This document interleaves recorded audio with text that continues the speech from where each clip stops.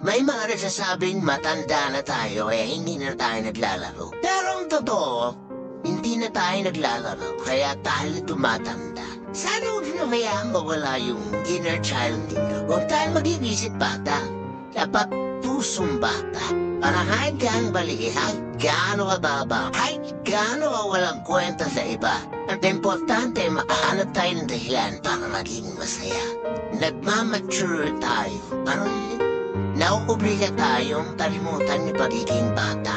Mas tumalaki na tayo, mas tumalaki mga problema, mas tumalaki yung responsibilidad. At pag nangyari yun, ang dami ng mga bagay na lumalagpasan sa atin. Nung mga bata pa tayo, wala tayong pinabalagpas eh. Kaya parang haba ng araw, di ba? Parang lahat ng bakit big deal sa atin. Naalala ko pa ba nung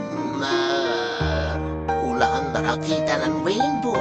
Wow! Eh yung bago sa marayong nas nakakatay ilaw. Wow! Naalala mo ba nung una kang maligo sa ulan? Nung una kang nakatikim ng chocolate? Naalala mo nung una kang nakainom ng coke?